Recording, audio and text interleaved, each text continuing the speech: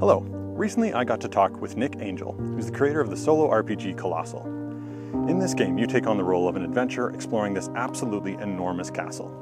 It's so big that entire mountains, oceans, forests, and cities are contained within its walls. It's a really inventive world, and I had so much fun talking to Nich about it. Unfortunately, we had some technical difficulties with the interview, and I lost all of my video and audio, but I got all of Nich's audio, which is the important thing, and about half of his video. So I'm going to share this with you today, so I hope you'll forgive some of the technical difficulties and just enjoy the talk, because it was so much fun. And you can really feel Nich's passion and excitement about this world and about the game that he's created. So please enjoy.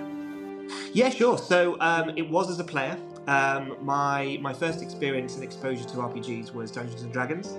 I was playing, I have been playing the same campaign, the same adventure for like nearly 6-7 years, I think now.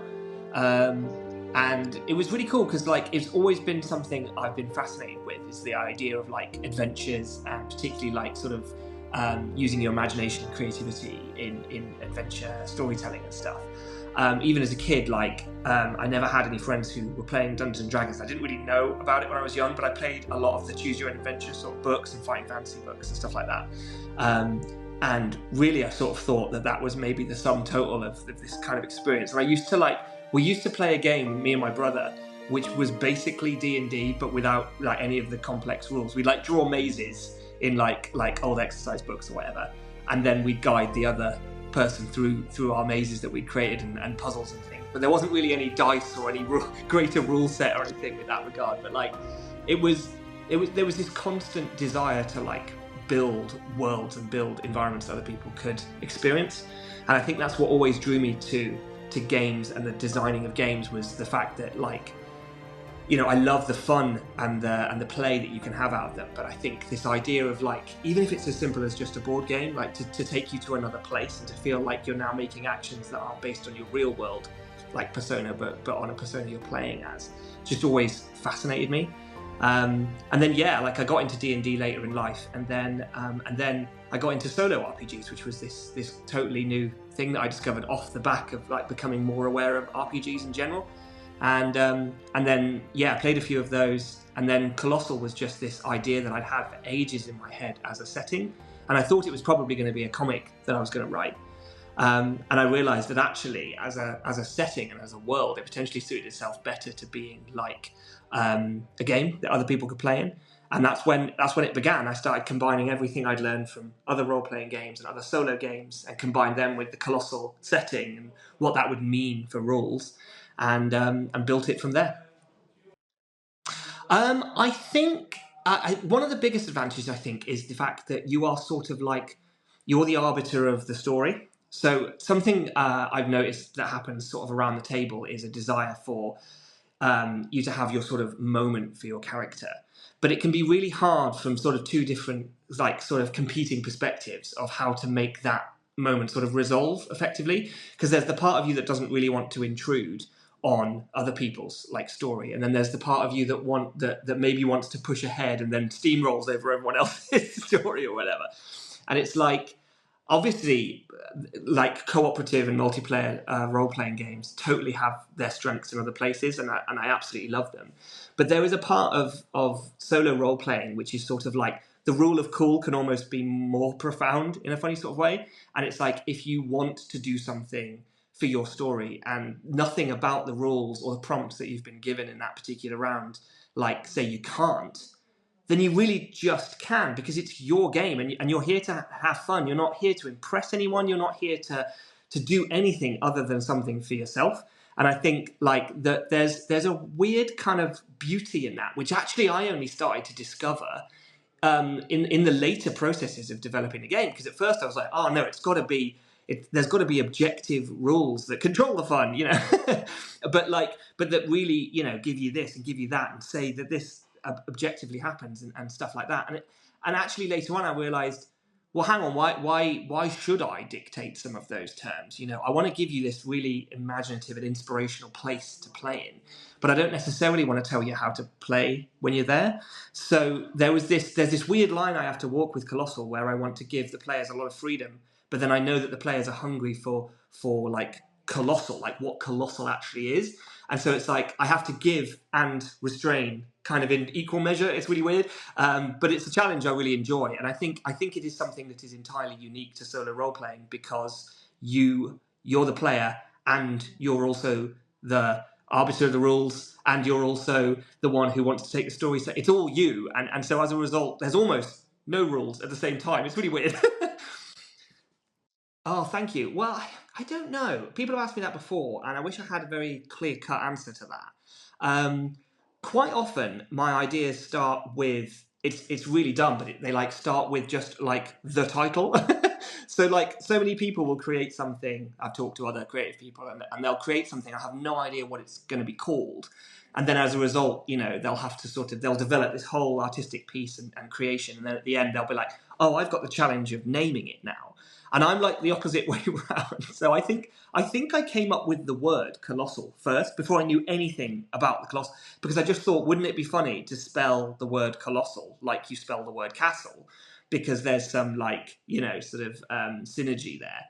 And then I was like, well, if I did that, what would the colossal be? Well, I guess it would be a colossal castle. Well, what does that mean? And then it's sort of from there, because you mentioned it at the beginning, but my webcomic series Catamaran was exactly the same. I literally said the word catamaran weirdly one day and found that I had two characters, and now I was like, well, who are they? They're a cat and a meringue, but who are they? Well, they must sail around in a catamaran, because otherwise that joke's pointless. And then and then before I know it, I'm developing lore and characters and world and all this stuff. And so honestly, maybe in answering this question to you now, I have just answered it like for me as well. But I think that is where it came from. I think I thought of the word first, and then I love the sort of personal challenge, and I suppose it is a challenge of like being given something and then having to work out what it is. But I gave it to myself, So it's like, okay, I've got this gift of an idea, which is the word colossal. Now it's up to me to work out what that is. And I think that can be really fun, and the whole like ideation process beyond there is just like there are no rules, but also you want to be true to that word, you want to be true to that title, and make sure that everything sits under that one pun that works, as well as it does. So I relish the opportunity to solve like creative problems like that, and that's probably where it all began, really. So I chose playing cards, partly because I'd seen them used like really rarely in some other RPGs that I played, because most RPGs tend to use dice. But also partly because when I sat down with a deck of cards and started to think about like what various things could mean, I realised that I had such a crazy amount of granularity given to me with that. The cool thing about a deck of cards, and it has made me a absolute convert to it as an engine now over dice massively, is the fact that it is multiple dice all in one.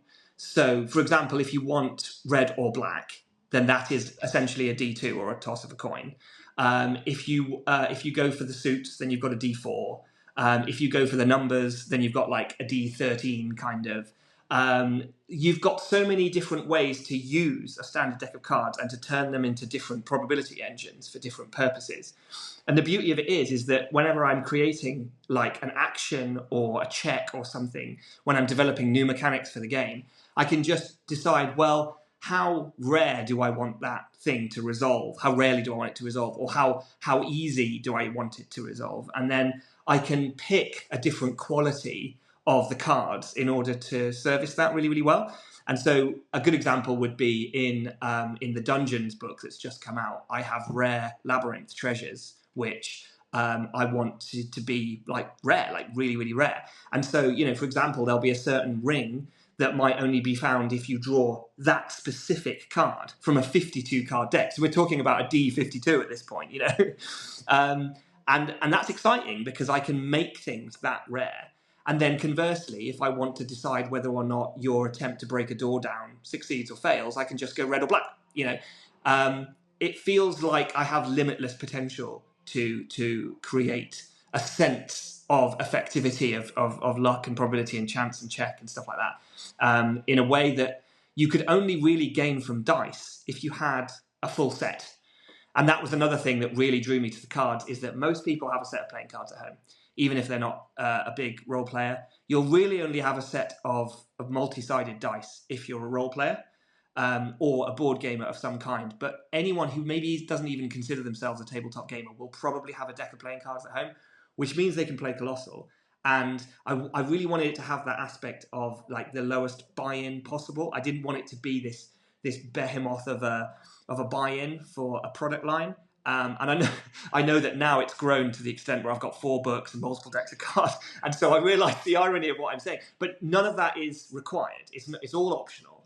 And if you want to play Colossal and get something out of it, all you really need to do is buy the base rules. And if you've got a deck of cards at home, then you're good to go. And I really like the accessibility of that. So that was the twofold thing, really, I think, for why I chose cards. Oh, who would I like to star in it? Oh, wow, okay. That's a big question. Yeah. I gotta say, I haven't thought about that. I think the thing is that if Colossal was ever to be adapted into like a show or a movie or something like that, which would be super cool, and I would certainly be open to it happening. I'd want it to be animated. Like I really, really want it to be animated because I think I think there's a lot to be said for seeing it in live action and seeing what the Colossal would look like, in sort of realistic kind of rendering. There is an excitement for that, but I'm such a huge animation fan, both 3D and 2D, but predominantly 2D, that I think it would be so much more of a dream come true for me if it was animated. And then, of course, it's a question of, well, who's voicing, I guess, then. And I don't know, like I I don't know if I have any strong feelings on like on a celebrity front like that, really. But I think I would probably like, for me, I think it would be more like I'd like to develop a story. And I think there's plenty of sort of inspirational material within the concept and the setting to develop a really, really cool story that could be told, that could tell audiences some of that lore and stuff. And then, with a story built and an idea of who these characters are that I want to carry the story forward with, in a way, I'd love to see auditions. And maybe it wouldn't have to be like a super famous person, but it would be the person who auditions right for it in a way. I think it could be really fun to see someone maybe people didn't know, like getting a chance, something like that. I don't think I would necessarily. There's a weird thing, isn't there? Sometimes when you see a really famous person get connected to a franchise really, really well, and you can't help but see them as who they are rather than. It's kind of like there was obviously a Dungeons and Dragons movie, and Chris Pine was like the main guy in that, and it's like I enjoyed that movie. But I did also just see Chris Pine all the way through it. And it's like, maybe it's better if it isn't someone super famous, because then you kind of just see like the character instead. I don't know. Like, this is me making excuses for not having an answer to the question, I think. But basically, yeah, I think I'd love to see it animated. And I would love to give some random person a chance to play a role in it, I guess. That's what I'm saying. I did not know. No, I partnered with a British-based animation studio called Schwa Animation, who they reached out to me, actually. I was at a Comic-Con in the UK, and they came by my table, and they had just graduated from their animation degree. And I want to say they were Brighton-based, but I can't remember for sure. And they just had like an iPad with them, and they were just showing their show reel to like random people at this show. And it was really good. It was really impressive. And of course, like from a business perspective as well, because they were graduates, like their prices were a bit lower than a lot of animation studios that I talked to. And so I took their card, and then we've been in contact ever since. And they've done a couple of bits for me, and they're doing something else which I can't talk about now, but that's secret and very exciting. That will be coming out. The animation they've done will probably be coming out by the end of the year, I think. And it's essentially a new Colossal product that hopefully no one's going to see coming, which is really cool. And they've done the animated video for that. So yeah, but it's really fun working with them because they really connect with like my style and how I draw, and so that was very important to me, is that it kind of looked like my artwork, and I knew it wouldn't look exactly like it, but I wanted it to embody my lines and how I draw and things like that. And they were really good at echoing that, which of course is what you have to do if you're doing commercial animation. But as well, this most recent one that I've done with them, so I've been such a control freak. Like I like did storyboards and character designs and turnarounds and everything, and made sure they drew stuff exactly like I would draw stuff. But this latest one, because they've been so good, I kind of let them free a little bit, and I was like, I want you to tell me what happens in this kind of thing. Here are some rules that you have to hit, but like, let's see what you can do. And they've just knocked it out of the park. Like, it's kind of remarkable what they're doing. So I really can't wait to show that off. It's going to be so cool. Yeah, it's been a long journey, basically. I worked on comics were my first and still are my first love, and I just love visual storytelling as a medium. I also love the idea of creating dynamic movement through stasis, through static artwork. So that was always my sort of driving force, was to like make artwork that embodied those values that I loved so much in the artists that I love. And I think basically it was a fusion of, desperately wanting to have my own visual identity, while at the same time wanting my artwork to embody some of the things that my heroes' artwork embodied as well. Particularly stuff like French comic book art is a huge influence for me. I think it's just so incredible how they can be so economic with line, but still create and develop so much. So much depth, so much action, so much three-dimensionality, so much character, body language, that sort of thing, with so few lines in comparison to a lot of Western, particularly superhero comics, that tends to get very, very cluttered with lines. I've always wanted to pare that back a little bit. And also I think animation was weirdly a major inspiration for my still illustration work, because animation has to be quite economic with line, again, because obviously they're drawing it so many times a second. And if you've got complicated characters with all sorts of ribbons and buttons and all sorts of stuff going on, then, that's a nightmare to draw 24 times a second. So instead, you get this distilled school of character designs, a distilled school of like environment design stuff, which ends up looking very appealing on the screen. And it's there out of necessity, but it ends up becoming an aesthetic choice, particularly if I embody it into my work. So I think it's a fusion of years and years and years and years and years of drawing, and you just find a groove after a while that's how you draw, coupled with wanting to embody and pull from my favorite kind of both styles of artwork and artists themselves as well. That's really good. I think that probably the most rewarding part, well, definitely one of the most rewarding things about having made Colossal is seeing people show me their stories and their journals and the stories they've written and things they've created in a world that I essentially kind of made for them.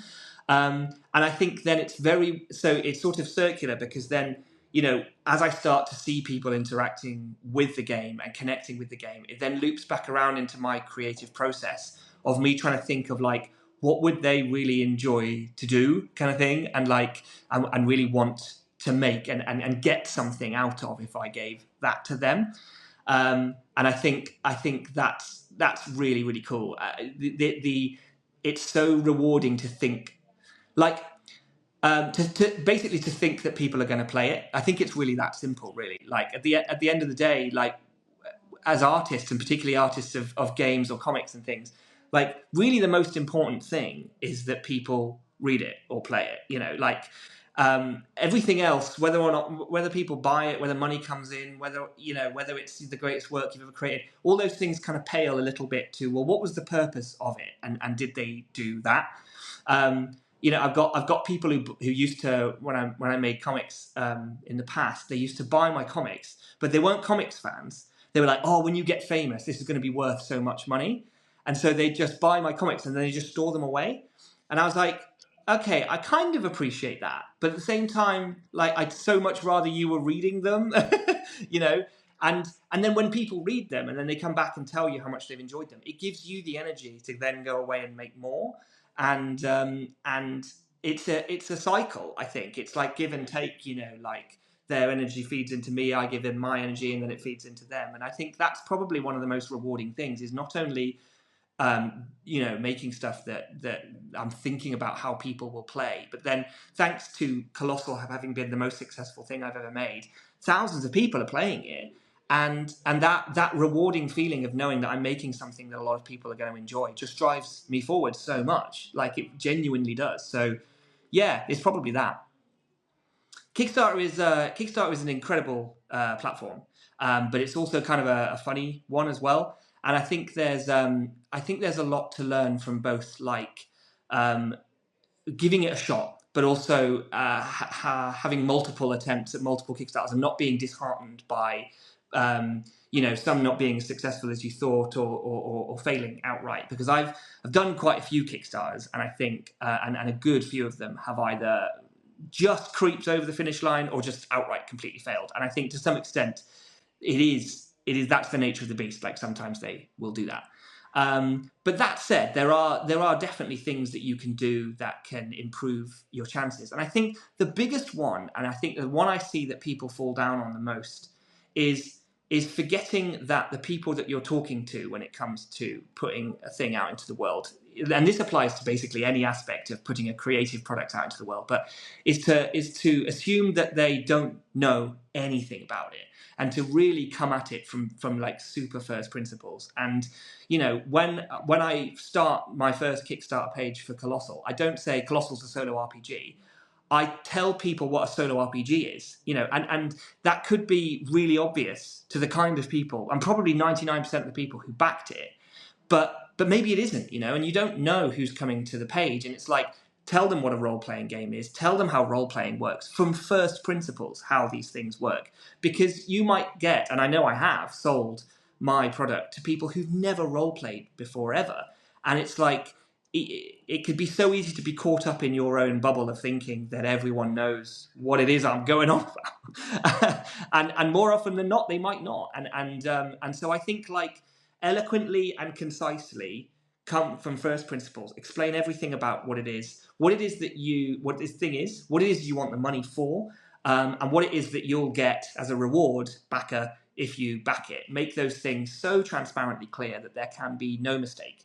And then, the rest of it is just, like, care as much as you possibly can about it. Put as much of yourself into it as you can, because people see that and people care about that sort of thing. And there's a million and one other little tips and tricks that are more, there's things like doing a pre-launch campaign and marketing it online and all this kind of stuff. And those things are all definitely important, but I do think that the core things have to be that sort of human passion that's clearly inside them, and that ability to elevator pitch it is a good one. Can you explain what your thing is in one sentence to someone who's never heard of all the concepts of it ever before? If you can do that, then you're probably going to be able to connect with people, because they're going to be able to understand it. And it's crazy, because that, like, more people than you'd expect fall afoul of that. I think just the clarity of explaining it. Absolutely, that's a really good one. This is not meant as a sales pitch, but I would say try a solo RPG, because part of why I made Colossal as well, which actually can go back to some of your earlier questions as well, is that when I first started playing D&D, I did actually feel quite intimidated by I really wanted to do it, but the whole idea of it was a little bit scary, particularly from the perspective of sitting down at the table with experienced players who, potentially knew the game and knew the process of role-playing so much better than I did. And so I wanted to, like, I wanted to put on a voice, and I wanted to have a complicated character and all this kind of stuff. But it was, I suffer quite badly from anxiety and thinking about what other people might think of me and stuff like that. And so I ended up playing quite kind of conservatively and a bit quietly at first. And I certainly came out of my shell a bit more as I played. But I think if I'd maybe played like some solo RPGs first and got a sense of what it means to, because that's another thing as well, is like being creative on the spot. When you're in a fight and the DM turns to you and goes, "What does your character do?" And you're like, "Well, I could just punch him, I guess, but like that seems really boring." And then you've got this weird like creative pressure to like come up with something really cool. And even creative people can't just turn that tap on and make creativity come out straight away. So like it doesn't work like that. So there's this funny thing of like maybe training your imagination a little bit so that you're starting to think in the way that a role player thinks, because it is kind of like a muscle that you've got to develop. And when I solo role played a bit, you get the opportunity to be imaginative in reaction to a prompt of some kind, whether it be this monster's attacking you or this innkeeper wants a reason why he should give you a room, when you haven't got enough money for it or whatever. And like that can be very intimidating when it's thrown at you out of the blue. But if you've had a chance to sort of, in your own safe time, come up with answers, imaginative answers to that, you've started to train that muscle. And then when it comes to sitting down at the table, I think you'd find it comes a little bit easier, because you could even pull on something you've used before. I mean, that's something I've done before in other RPG games I've played.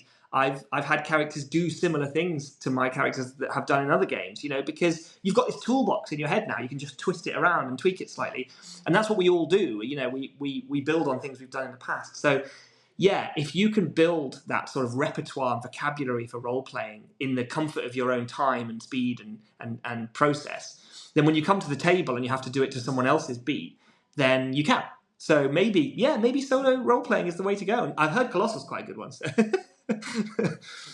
So yeah, Dungeons is the latest expansion, and I think it's the expansion I'm most proud of as well, which would make sense because obviously I'm probably improving as I go along. But it takes you to this sort of underground basement of the Colossal. So as a general description, the Colossal is a castle so massive that the rooms in the structure are sizes of continents, and there's ceilings above the clouds, and then above that ceiling will be another floor of the Colossal, and there'll be further rooms up there. And these rooms are filled with rolling hills and lakes and seas and oceans and islands and all sorts. But like any good castle, there would be a dungeon underneath it. And from the very beginning of the creation of the book, I thought that it would be great to have the dungeons and what that would mean for the Colossal, because you could argue that it is just more rooms, but just below. But I wanted them to take on a different quality. I wanted them to really feel like that dank, dark and wet kind of place that we all imagine a dungeon would really be like. But I also wanted to add in some mechanics for dungeon crawling, which is obviously something I think we all love as role players generally, and it's sort of where D&D was born out of. But also I think like I've got a real weakness for like just dungeon crawling, like this idea of going through this impossible ancient subterranean ruin that is full of both treasures and also, weird artifacts and strange puzzles and ancient devices and traps and things like that, and monsters, of course, as well. So I really wanted to introduce some of that energy into Colossal and just expand the world to include that as a possibility. And also I wanted an opportunity to kind of so there's both the rule set allows for sort of the randomly generated dungeons, but also there is 6 pre-made dungeons that I designed that have like a unique theme to them, and also in some cases unique mechanics as well. And they're kind of like, in a Zelda game, you'd have the 6 or 8 dungeons that you've got to complete to get, all the parts of or whatever, all the pieces of the Triforce or all the seals or whatever. And I wanted an opportunity to do that for Colossal as well, because I'm a huge Zelda fan, and Zelda definitely has a lot of connective DNA with Colossal. So this was my opportunity to add dungeons to Colossal, truly. But also, there's a lot more story in it. I start answering some of the big lore questions for those who are interested about the Colossal, what it is, where it came from, what this impossible structure actually could be, and some of the ancient beings that originated within it. It doesn't answer all your questions, but it certainly starts to shed a lot of light on where I might be going with all of this stuff. And there is going to be an end to Colossal, not in the capacity that it will end and you can't play there anymore, but there will be an end to the story, which will end in a climactic event in the 6th book. And that will, at that point, you will have all of the lore and you'll know everything about what I know about the Colossal. So it's at Gen Con, which takes place in Indianapolis. And yeah, it was incredible. I couldn't believe, firstly, when Colossal was nominated, it absolutely blew me away. I was nominated, I think, in 6 categories that year, which is crazy. Yeah, like I couldn't believe it, because I still can't, to be totally honest with you. And I was up for a few things, but I was up for best cover art, best setting, best rules, and a couple of other ones as well. And I remember thinking that not only because I was like kind of new to the world of RPGs, but also because of who else was in the categories that I was in, I was like, I really think that the only one I have a shot for winning is best cover art, because not only have I sort of come at this entire process predominantly as an artist. That's what I trained as. That's what I focus so much of my energy on. But also, like, art can be something that doesn't have to have like a lot of legacy or support behind it experientially. It can literally just be that year the judges just go, I like this piece of art the best. It has potentially, in a vacuum, it has the chance to maybe win. And so, purely for the reason that I could be a complete stranger, I thought maybe that's the shot I have, you know. And then we sat down for the ceremony because my wife came with me. We flew over just for a few days. We went to the convention, which was amazing, so big. But yeah, we sat down for the ceremony. It was really cool. It was in this massive building, this big stained glass window at one end. Really big event. They made a real big deal of it, which was wicked. And one of the first categories was the best cover art category. And I was mentioned, obviously, as a nominee, but I didn't win. And I was quite disheartened at that point because I was like, well, this is it. I don't think I'm winning anything now. That was the category I had the best shot for. And then a few more of my categories went by and I didn't win on those. And then best rules came up and I was announced that I won gold for that one. And it completely blindsided me. I almost missed that I was announced because I was just so surprised. And I went up and received the award, which was lovely. It was so cool. And you know, it was a real realization to me that potentially what I'd made from a rule set perspective was actually really resonating with people, and also, you know, doing something maybe that people hadn't seen before in the space, which, you know, when you're making it, you don't really know whether that's true or not, because not only have you not read everything that's out there, but also, like, you're caught up in your own process in your own head. And I was just making what I wanted to make, and for it to be recognized in that way was really quite special. And it made me come away and sort of, I think this is probably the best outcome for an award, that it makes you come away and realize, like, oh, maybe I can do this. Maybe this is something I can make something of. Maybe this is a talent I didn't know I had, you know, that sort of thing. So it really was a really positive moment, and I've really taken it on board. I think you know, to some extent, artists and creatives, like, to have something like that is such a huge, like, confidence booster. You almost can't imagine the effect it has until you have it. And it was really special. It was wicked. It was really cool. Oh, that's a good one. I would always probably say followed, just because this is a good point. Whenever people ask me that, I always say followed, because I love the Rooklings. I'm really happy with what they are and the creation of them. And I just feel like there's so much exciting and fun, like, cartoony character potential with them. Like, I love drawing Rooklings. I draw them all the time. I just think it's just fun to have this tiny building with a little cartoony face following you around. I just think that's really cute and really, really interesting. But actually, the first class I ever drew, and I drew it before I even knew it was a class, it was just going to be a character in the world of Colossal, was the Armed. And I've always had this weird obsession with characters that have a third massive arm on their back. And I say that like it's some weird common trope that shows up a lot, and it doesn't really. But it has shown up in other things before, and particularly there was an RPG video game on the Dreamcast called Evolution. I don't know if you know that. It was like this old school JRPG dungeon crawler game. It was kind of a bit rubbish, actually, but the whole gimmick was that everyone had these things that were fused to their back, and some of them were arms. They weren't all arms. Some of them were blades and cannons and things like that. But, like, the hero of the story, he has this big hand on his back, this big arm and hand.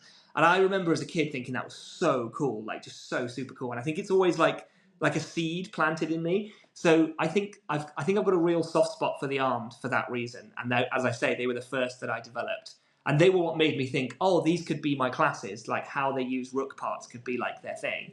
But I think after I developed all four of the base classes, I realized that followed that really resonated with me. I was really happy to come up with the Rooklings. That made me very happy.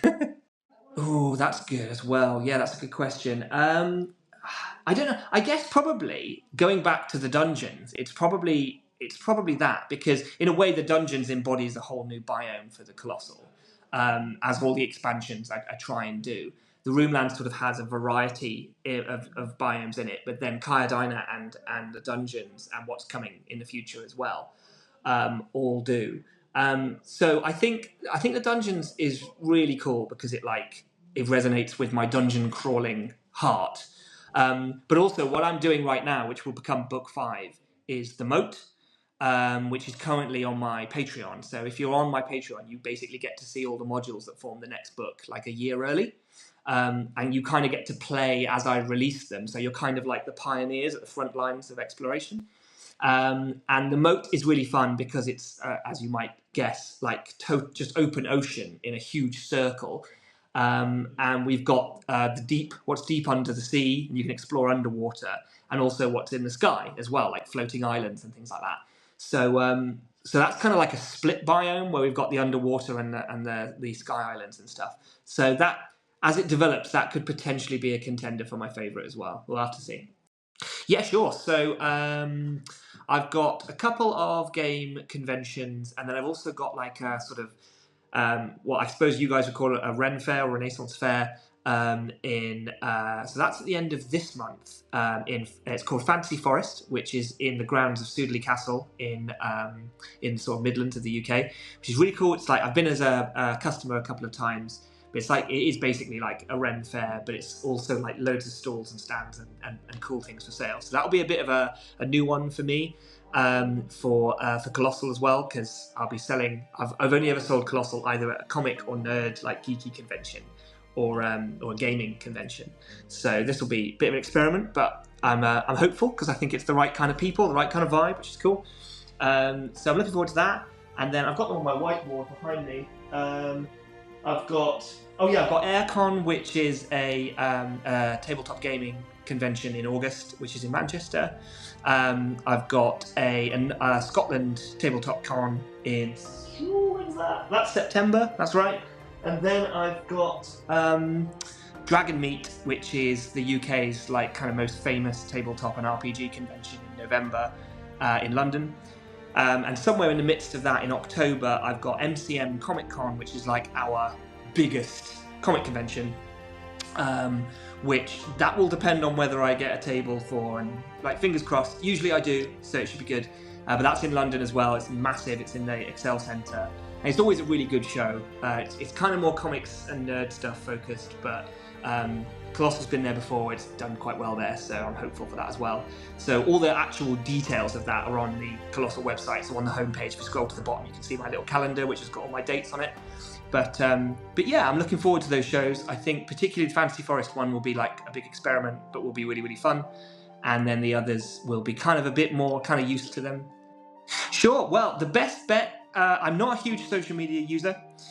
So your best bet to find Colossal and by extension me is through the Colossal website, which is www.colossal.com, but that's spelled weird, COLOSTLE.com.